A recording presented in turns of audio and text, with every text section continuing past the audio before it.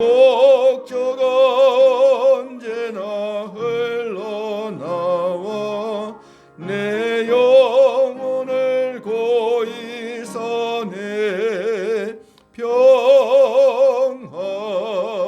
평화로다. 하늘 위에서 내려오네 그 사랑의 물결이 영원토록 내 영혼을 덮으소서. 내 마음속에 솟아난 이 평화는 깊이 묻힌 보배로다. 나의 보화를 캐내어 가져갈 자 그 아무도 없으리라.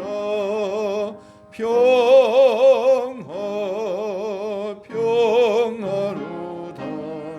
하늘 위에서 내려오네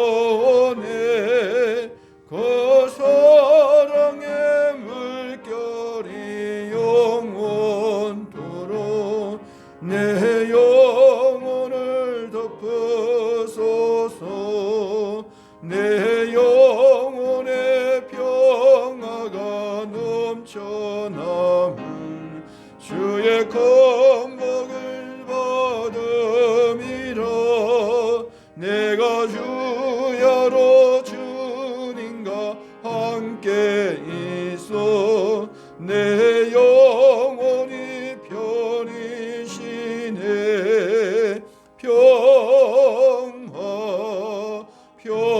평화로다. 하늘 위에서 내려오네 그 사랑의 물결이 영원토록 내 영혼을 덮으소서. 이 땅 위에 험한 길 가는 동안 참된 평화가 어디 있나. 우리 모두 다 예수를 친구 삼아 참 평화를 누리겠네. 평화로다.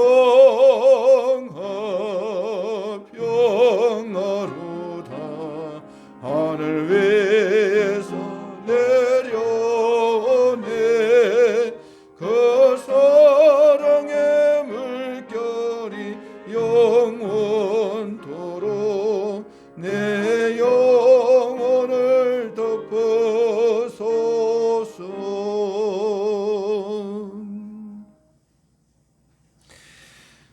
우리의 생사화복을 주관하시는 전능하신 하나님, 오늘도 거룩한 주일을 맞아 하나님 앞에 나와 예배의 자로 서게 하심을 감사합니다. 주님이 피 흘려 우리 죄를 사하여 주시지 않았다면 오늘 우리가 이 자리에 서고 싶어도 설 수 없는 죄인들인데, 우리 주님의 은혜와 하나님의 무한하신 사랑 가운데 우리가 이 자리에 있음을 다시 한번 감사드립니다. 우리가 받은 그 은혜가 너무나 커 일평생 갚지 못할 사랑을 받았음에도 때로는 그 은혜에 감사하기보다는 삶의 여러 상황 속에서 그 은혜를 망각한 채 살아갈 때도 한두 번이 아니었음을 고백합니다. 우리의 부족하고 연약하고 번제한 심령을 주님께 고백하오니 주님의 피 묻은 손으로 친히 안수하사 우리의 죄를 정결케 하여 주옵소서. 지금 전 세계적으로 전염병으로 인해 어려운 시기를 보내고 있습니다. 한국도 또다시 전염병의 확산으로 인하여 주일학교 예배가 멈춰지고 본 예배도 불리하여 드리고 있습니다. 무엇보다도 하나님이 기뻐하시는 것이 예배일지인데, 이 예배마저 자유롭게 드리지 못하는 환경일지라도 그 속에서 하나님의 음성을 듣게 하시고 감사를 배우게 하여 주옵소서. 이제 12월 5일에 하나님이 세우신 일꾼들을 세우는 임직식이 있습니다. 때가 되면 하나님께서 그들을 들어 이 교회 위에 일꾼을 세우셨으니 충성되이 봉사하고 헌신하여 직분을 받음이 하가 아니라 복이 되게 하옵소서.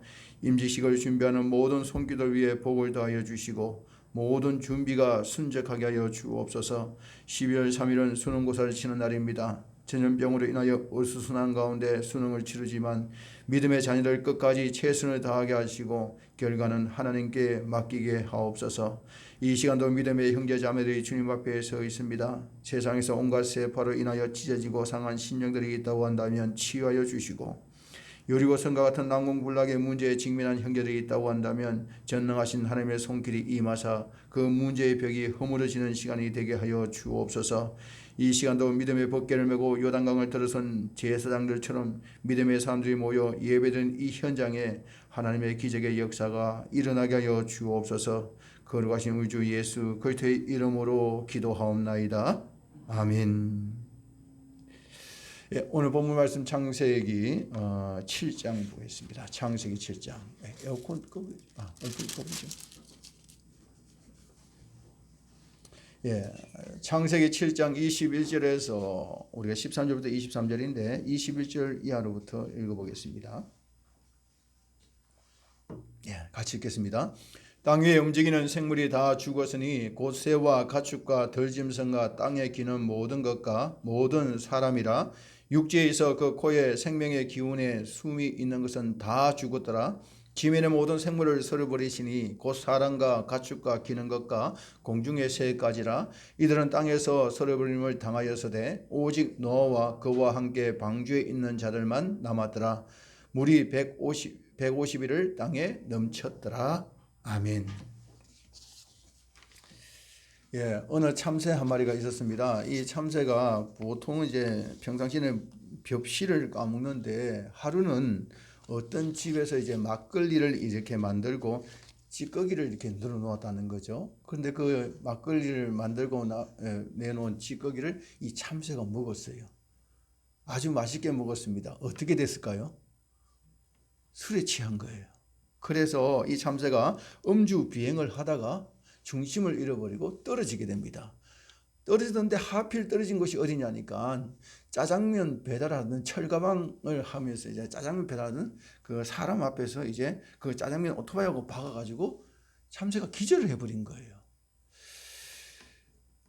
이 광경을 봤던 지나가는 아저씨가 이 참새가 너무 불쌍하니까 그 참새를 데리고 가서 지극정성으로 이렇게 치료를 해주고 그리고 새장 속에 넣어두었습니다. 오랜 시간이 지나서 이제 술이 깬 이 참새가 자기가 가만히 보니까 새장 안에 갇혀 있는 거예요. 그러면서 혼자 말하기를 뭐라고 말했냐니까, 내가 오토바이를 박아서 그 철가방을 메고 가던 배달부 청년이 죽었는가 보다. 그래서 내가 심판을 받아 지금 철장 감옥 속에 갇혀 있구나. 이렇게 생각했다는 거죠. 그런가 하면 어느 집에 닭 한 마리가 있었는데 이 닭이 보니까 새벽마다 자기가 이 울기만 하면 태양이 떠오르는 거예요. 그러니까 그 다음날도 그렇고 매일 그러는 겁니다. 그래서 닭이 착각을 합니다. 내가 울어야 태양이 뜨는구나. 그렇게 생각했는데 어느 한날 이 닭이 늦잠을 자고 일어났는데 보니까 자기가 울지도 않는데 태양이 떠 있더라는 거죠. 이 참새와 이 닭의 이야기의 공통점이 무엇입니까? 착각이라는 거죠. 참새도 착각을 했고 닭도 착각을 했다는 것입니다. 우리가 지금 창세기를 우리가 함께 이렇게 계속해서 보고 있는데 이 창세기의 내용을 보면 이 창세기는 우리가 가지고 있는 착각을 깨닫게 하는 것이 바로 이 창세기입니다. 어떤 착각입니까? 우리는 피조물이고 하나님은 창조주임에도 불구하고 우리 스스로가 창조주인 줄 착각하며 살아가고 있는 인생들을 향해서 아니다. 창조주는 하나님이시고 너희는 피조물이다. 이것을 우리에게 알려주고 있는 그 내용이 바로 창세기의 본문이라고 볼 수가 있습니다. 오늘 특별히 창세기 7장은 여러분의 성경에 보면 주로 이제 다른 색깔로 해놨지 몰라도 홍수장이다. 홍수. 노아의 홍수가 임하는 사건을 기록해 놓은 것이 오늘 본문 내용입니다. 오늘 7장 12절 말씀 한번 읽어보겠습니다. 40주야를 비가 땅에 쏟아졌더라. 아멘. 비가 내렸는데 40주야를 비가 땅에 쏟아졌다. 여기서 말할 때에 이 비라는 이 단어를 보니까 이 비라는 단어가 우리가 일반적으로 내린 비라는 단어의 원어가 달라요.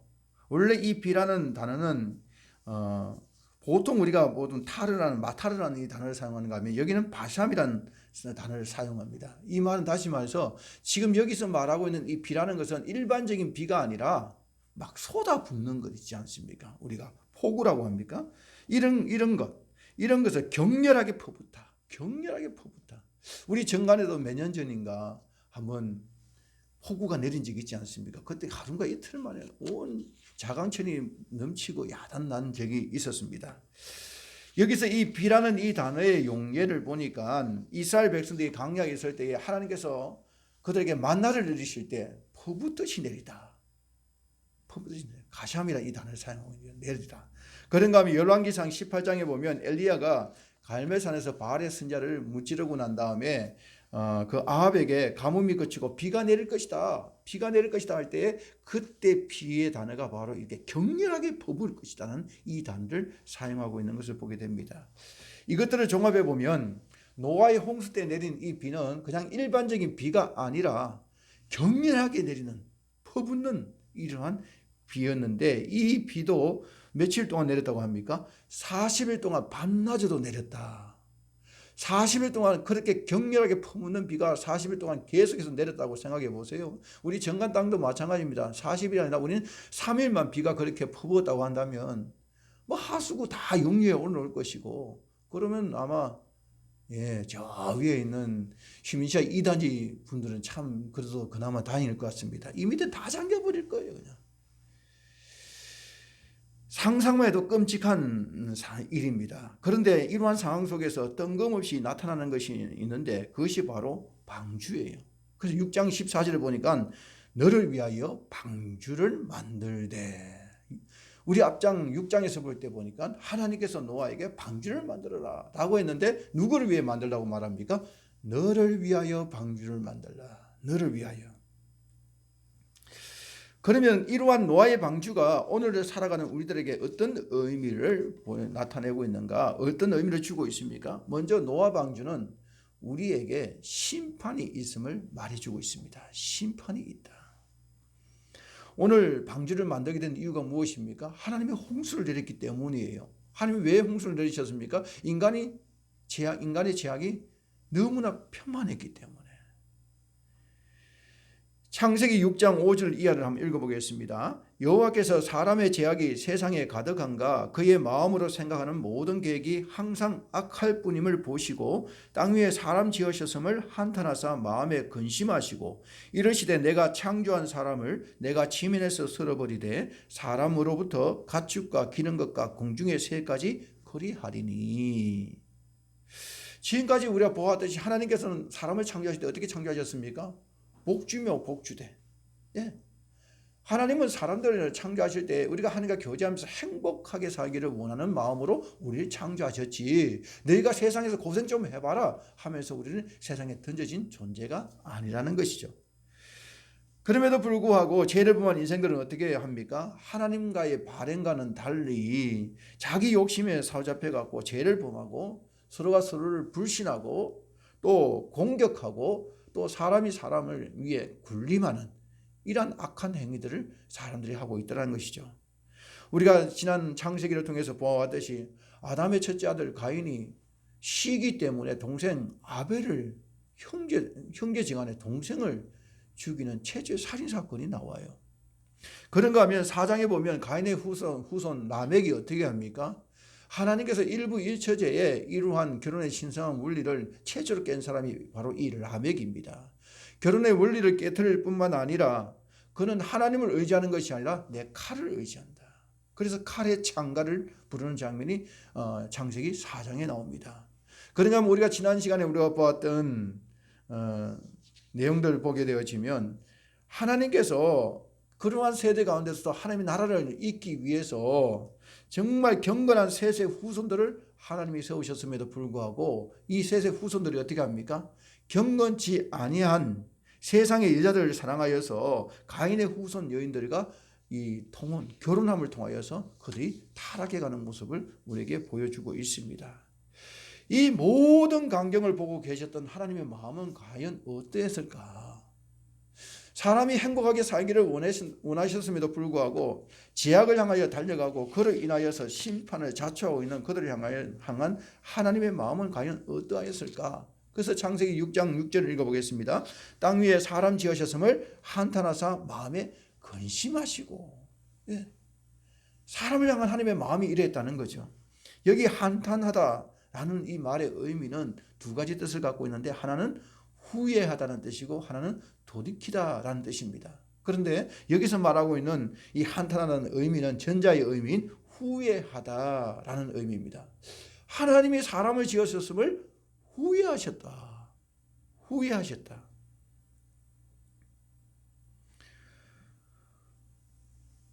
모든 것을 아시고 모든 것을 하실 수 있는 하나님이 후회하셨다. 전능하신 하나님이 후회하셨다.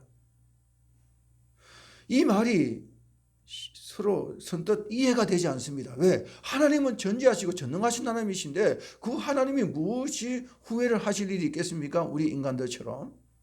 게다가 민수기 23장 19절 한번 읽어보겠습니다. 하나님은 사람이 아니시니 거짓말을 하지 아니하시고 인생이 아니시니 후회가 없으시도다. 어찌 그 말씀하신 바를 행하지 않으시며 하신 말씀을 실행하지 않으시랴. 아멘. 이 말씀에 보면 하나님은 인생이 아니시니 후회가 없다. 하나님은 후회가 없다고 했는데 오늘 본문 6장 앞장 6장 6절 말씀에는 사람 지으셨음을 후회하셨다. 한탄하사 후회하셨다. 이렇게 말씀하고 있는 거예요. 그러면 이 두 말씀이 서로 상충되는 건가? 하나님은 정말 후회하신 분인가? 아니면 후회가 없으신 하나님이신가? 오늘 이 본문에 창세기 6장에 나오는 이 하나님이 한탄하신다, 후회하신다 이 말의 의미는 창조 때는 사람이 아름다웠는데 상황이 지금 변경되어져 가지고 나빠지니까 하나님이 변덕스럽게 그 사람을 보고 후회했다 이런 의미가 아니라는 것이죠. 하나님이 여기서 후회했다는 이 의미는 인류가 무한정 타락해 가는 모습을 보면서 그 사람을 만든 하나님의 심정에서 하나님의 마음이 심히 아픔을 의미하고 있는 거예요. 아픔. 가령 예를 들어서 자녀가 이 그릇된 길을 바른 길을 가야 되는데 우리 자식들이 바른 길을 걷지 못해요. 불의한 일을 행합니다. 부모의 마음을 아프게 합니다. 그럴 때 부모가 어떤 푸념을 하게 됩니까? 내가 무자식이 상팔자다. 그 얘기를 해요. 무자식이 상팔자라는 이 말의 의미는 자식이 없는 게 좋다는 의미가 아니라, 자식을 낳은 것이 후회한다는 의미가 아니라 자녀가 옳은 길로 가지 못한 것에 대한 안타까운 마음의 표현일 뿐이지 정말 무자식이 상팔자다 그렇게 생각지는 않는다는 거죠. 우리가 그렇게 생각하지 않습니까? 저는 잘 태어나지 않았습니다. 그렇지만 그 아이에 대한 소중함은 우리는 부모는 다 누구나 다 갖고 있는 거예요. 오늘 하나님께서 한탄했다는 이 말, 후회하셨다는 이 말의 의미는 우리를 보고 우리 만드신 것을 후회했다는 것이 아니라 우리 사람들이 행복한 길을 내버리고 그릇된 길로 가면서 고통받고 하나님의 마음을 아프게 하는 그것에 대한 하나님의 마음의 표현. 어떻게 보면 이것은 마음의 반어적 표현이다. 반어적. 진심은 그게 아닌데 말을 그렇게 할 뿐이지 진심은 그게 아닌 표현이라고 볼 수가 있습니다. 이것이 저와 여러분을 향한 하나님의 마음인 줄로 믿습니다. 우리도 얼마든지 정도를 걷고 싶고 걸어가고자 하지만 돌이켜보면 우리 인생들은 얼마나 자주 반복적으로 하나님의 마음을 아프게 할 때가 한두 번이 아닙니다. 그럼에도 불구하고 하나님은 여전히 우리를 긍휼히 여기는 마음으로, 집 나간 자식이 돌아오는 심정으로 여전히 우리를 바라보면서 가슴앓이를 하고 있다는 거예요. 우리를 기다리고 계신 분이십니다. 그러나 우리가 알아야 될 것은 그 하나님의 기다림의 시간이 무한정이 아니라는 것을 알아야 됩니다. 하나님께서 오랜 세월 동안 우리 인생들 향한 긍휼의 마음을 갖고 계시고 있었습니다. 또한 노아 시대도 120년 동안이나 하나님 기다려 주셨어요. 그리고 마침내 하나님이 작정한 것이 무엇입니까? 6장 7절에 보니까 이르시되 내가 창조한 사람을 내가 지면에서 쓸어버리되 사람으로부터 가축과 기는 것과 공중의 새까지 그리하리니. 애초 목적에 합당하게 쓰임받지 못하는 인생들을 향하여서 하나님이 어떻게 하십니까? 정리하겠다, 멸하겠다, 그렇게 말하고 있습니다. 애초 사람들이 악을 행하지 않았다면 노아의 심판도 없었을 것이고, 노아의 홍수 심판이 없었을 것이고, 홍수 심판이 없었다고 한다면 방주도 필요 없는 거예요. 그러므로 방주는 무엇입니까? 방주를 바라볼 때마다 우리는 무엇을 생각해야 됩니까? 인간의 타락으로 말미암아 멸망으로 치닫는 이 세상을 우리가 볼 수 있어야 됩니다. 우리는 노아의 방주를 바라보면서 오늘날 우리들의 모습을 되돌아봐야 됩니다. 우리에게 닥친 심판을 생각해야 됩니다. 오늘 현대인들의 모습은 어떠합니까? 노아 당시의 사람들과 다릅니까? 별반 다르지 않아요. 지금 이 시대 사람들이나 노아 시대의 사람들이나 다 거기가 거기에요. 빈익빈 부익부가 이렇게 존재하는 세상, 정말 소돔과 고모라와 같은 이런 음란한 문화가 있는 세상, 개인주의와 이기주의가 극에 달해가지고 살벌한 세상, 잔인한 모습들, 냉정한 모습들, 이러한 것들이 어떤 특별한 사람들이나 특별한 환경에만 주어지는 것이 아니라 우리 일상적 삶 속에 우리 모두가 그것을 느끼고 있다는 거예요. 느끼고 있다.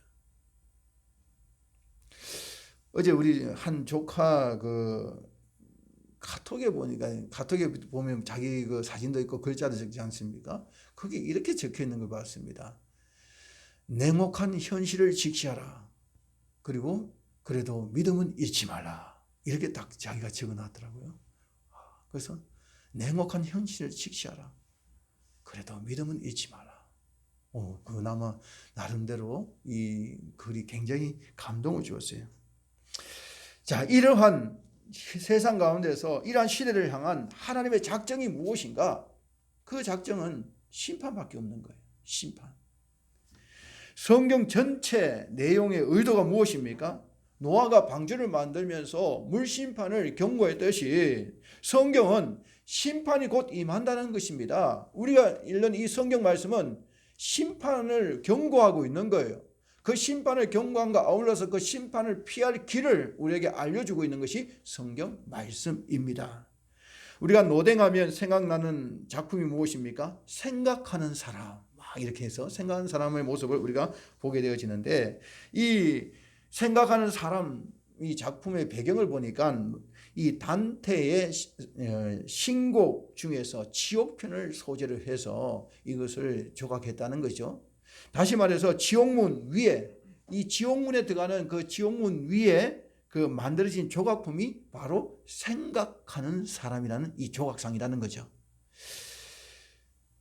그 사진을 보면서 제목을 누가 붙였는지는 모르지만 지옥문에 붙여진 글귀로는 별로 어울리지 않습니다. 왜 그렇습니까? 사람이 지옥문 앞에 갔다고 한다면 이미 끝난 거예요. 이미 끝난 겁니다. 지옥문에서 문 앞에서 무슨 생각을 할 것이며 또 생각할 필요가 뭐가 있습니까? 이미 지옥으로 간 것은 끝난 거예요. 끝난 것.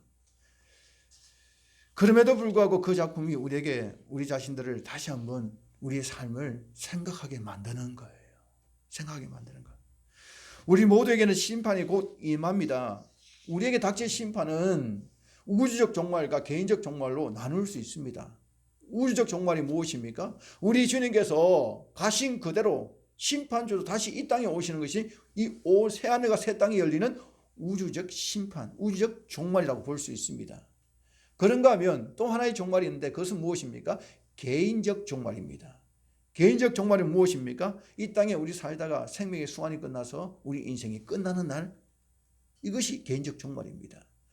우리 주님께서 우리 살아생전에 개인적 종말을 보기 전에 우리 주님이 이 땅에 재림하신다고 한다면 우리는 개인적 종말을 맞이하지 아니하고 우주적 종말을 바로 직면하겠지만, 그러나 우리의 삶이 끝나고 우주적 종말이 온다고 한다면 우리 모두는 다 죽기 때문에 저와 여러분 모두는 개인적 종말을 반드시 맞이하게 됩니다. 그것을 피할 사람은 아무도 없습니다. 한 가지 분명한 사실은 이러한 종말을 맞이할 때 이 종말이 끝나는 것이 아니라 이 종말이 바로 우리에게 심판으로 이어진다는 것이죠. 그래서 히브리서 9장 27절 한번 읽어보겠습니다. 한번 죽는 것은 사람에게 정해진 것이요 그 후에는 심판이 있으리니. 예. 사람이 한번 죽는 것은 누구에게나 다 정해져 있는 거예요. 다 정해져 있습니다. 우리 부모 세대가 엊그제만 하더라도 저와 여러분의 나이에 있었는데, 저와 여러분의 그 부모 세대 나이가 되어 보니까 이미 우리 어르신들은 다 안 계신 거예요. 순식간에. 우리도 언젠간 어느 부모의 자식들이었는데, 젊고 어린 시절이 있었는데, 지금은 벌써 우리 아이들이 출가할 나이고 또 출가해가고 손주를 보고 있는 이런 세대에 우리가 있는 거예요. 순식간에. 우주적 종말은 언제 올지는 알 수는 없지만, 그때와 시는 하나님만이 아신다고 하니까 알 수는 없지만, 개인적 종말은 매일 매 순간마다 우리에게 다가오고 있는 거예요. 다가오고 있는 거예요. 한번 죽는 것은 사람에게 정해진 것이요 그 후에는 무엇이 있다고 말합니까? 심판이 있으리니. 심판이 있다고 말하고 있습니다. 계시록 20장 12절을 한번 읽어보겠습니다. 또 내가 보니 죽은 자들이 큰 자나 작은 자나 그 보호자 앞에 서 있는데 책들이 펴 있고 또 다른 책이 펴졌으니 곧 생명책이라. 죽은 자들이 자기 행위를 따라 책들에 기록된 대로 심판을 받으니. 예? 책들에 기록된 대로 자기 행위를 따라 책들에 기록된 대로 심판을 받는다. 우리는 노아의 방주를 바라보면서 노아 시대에 물심판이 있듯이 우리 인생에도 곧 심판이 있구나. 내 인생에 심판이 있구나. 내가 개인적 종말을 맞이하든 우주적 종말을 먼저 맞이하든 어떤 종말을 맞이하든 간에 죽는 것으로 끝나는 것이 아니라 그 이후에는 하나님의 심판이 있다. 이것을 우리는 기억해야 됩니다. 그래서 노아의 방주를 볼 때마다 물심판? 내 인생의 마지막 심판도 있겠구나. 이것을 우리가 기억해야 된다는 것이죠. 또 노아의 방주를 보면서 오늘 살아가는 우리들에게 어떤 의미를 주고 있습니까? 그 심판 중에도 피할 길이 있다는 거예요. 피할 길이 있다. 창세기 7장 1절 읽어보겠습니다. 여호와께서 노아에게 이르시되 너와 내 온 집은 방주로 들어가라. 여기까지요. 하나님이 물심판을 피할 방법을 하나님이 우리에게 주셨어요. 그런데 인간적 입장에서는, 노아 입장에서는, 또 노아 시대에 살아가는 사람들 입장에서는 40주야로 물을 퍼붓는, 그 격렬하게 퍼붓는 그 홍수를 이길 재간이 아무도 없습니다. 아무것도 없어요. 그런데 그런 상황 속에서 하나님께서 이 노아에게 방주를 만들라고 했습니다. 이것에 대해 성경은 어떻게 기록하고 있습니까? 6장 8절에 보면 그러나 노아는 여호와께 은혜를 입었더라. 노아에게 방주를 만들라고 한 것을 성경은 뭐냐면 노아는 하나님께 은혜를 입어서 그렇게 된 것이다. 이렇게 말합니다. 은혜는 무엇입니까? 은혜라는 것은, 은혜는 우리가 어떻게 할 수 있는 것이 아니라 하나님께서 일방적으로 우리에게 베풀으시는 하나님의 호의가 바로 은혜입니다. 은혜.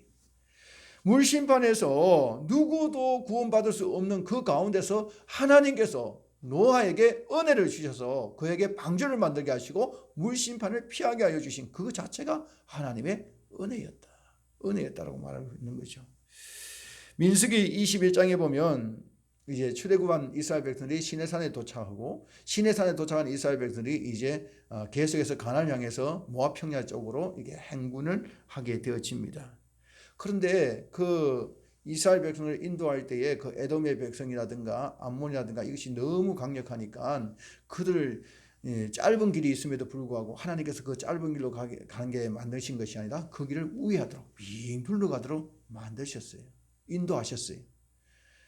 그러니까 그 강약길을 걸어갈 때에 하루하루가 얼마나 힘이 들었겠어요. 물론 하나님께서 구름 기둥으로 불 기둥으로 만나와 메추라를 통해서 먹을까 입을 것과 환경과 인도와 보호하심을 해주셨지만 그래도 여전히 불편한 거예요. 왜? 가나안 애굽에서 나올 때만 해도 곧바로 젖과 꿀이는 가나안 땅에 들어갈 줄 알았는데 오랜 시간 동안 행군을 하고 있으니까 얼마나 불편했겠어요. 이 불편한 마음이 결국 어떤 일이 벌어집니까? 그 길이 빙 둘러가게 되니까 막 속에서 원망이 나오고 불평이 막 나오게 된 거예요.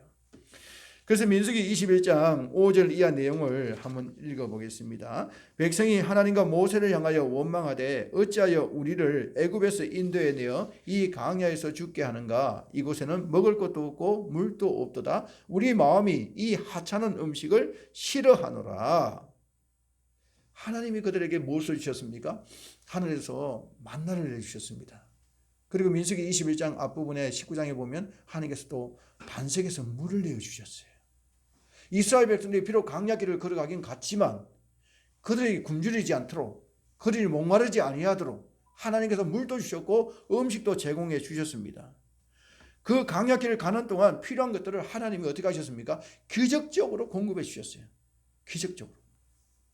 그럼에도 불구하고 이스라엘 백성들은 어떻게 합니까? 어려운 문제만 생기면 이렇게 기적적으로 반석에서 물을 내어주시고 하늘에서 만나를 내주시는 하나님 앞에 나와 기도해야 되는 것이 맞는 말이잖아요.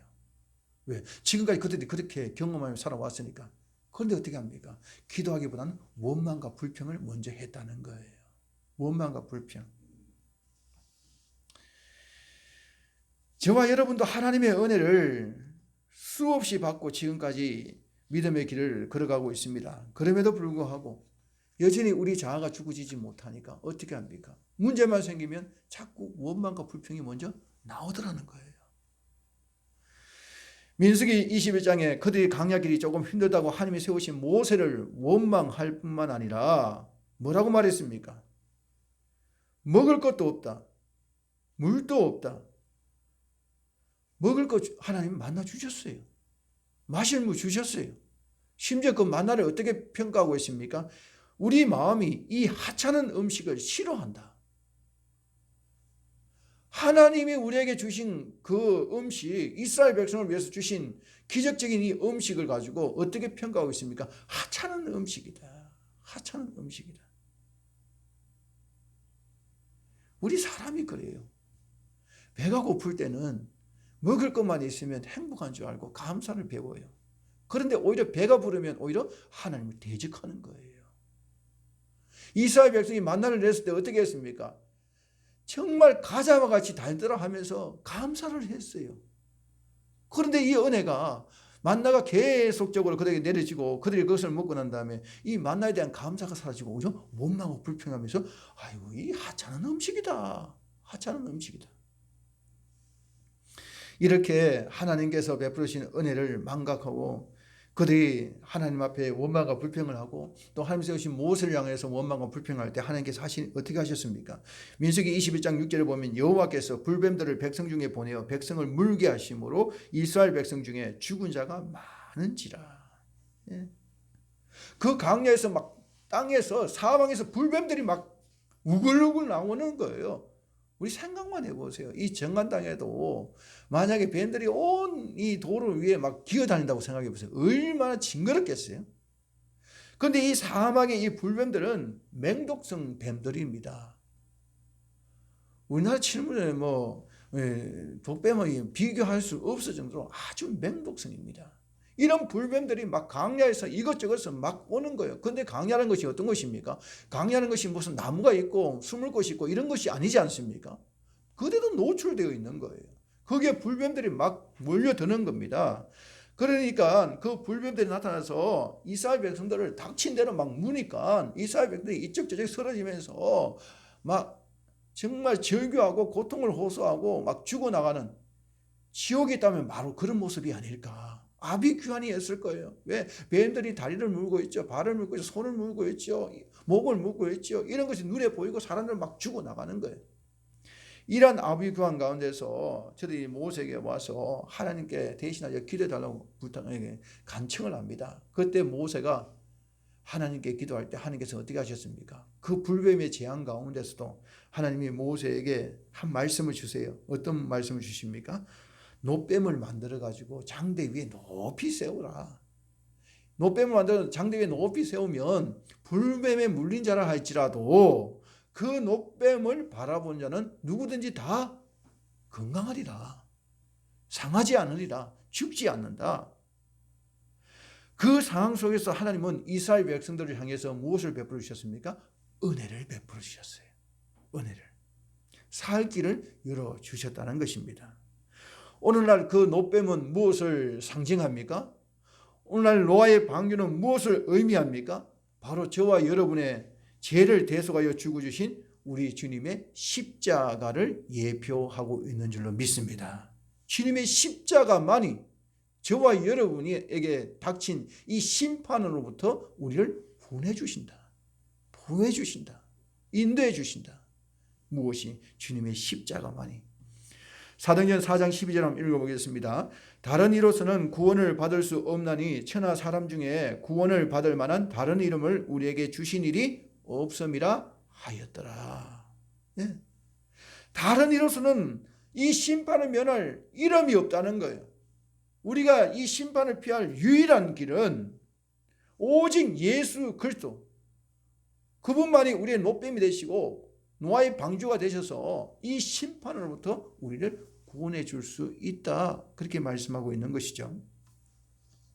말씀을 정리하겠습니다. 오늘날 이 시대가 노아가 방주를 만들던 시대와 별반 다르지 않습니다. 방주를 만드는 그 시대에 노아가 방주를 만들면서 홍수 심판이 임할 것이다 라고 하였을 때 그 당대 사람들은 어떻게 반응했을까요? 아마 노아를 향해서 정말 노아의 말을 듣고 그래, 홍수를 준비해야지 우리도 라고 생각했을까요? 아니지 않습니까? 노아 시대 사람들은 노아를 오히려 조롱하고 정신 나간 사람으로 취급을 했다는 것입니다. 이러한 악한 인간의 재성은 지금까지도 마찬가지입니다. 지금도 하나님이 곧 이 땅을 심판하실 것이다 라고 우리가 심판을 선포했을 때 세상 사람들은 이 땅이 영원히 가는 것 같처럼 우리가 말하는 이것에 대해 신경 쓰지 않아요. 오히려 심판을 선포하는 우리를 향해서 조롱하고 멸시해요. 그러나 우리가 한 가지 분명한 사실은 무엇입니까? 성경 말씀을 통하여 보는 것은 우리 인류가 마지막에 심판을 누구나 다 받는다는 사실입니다.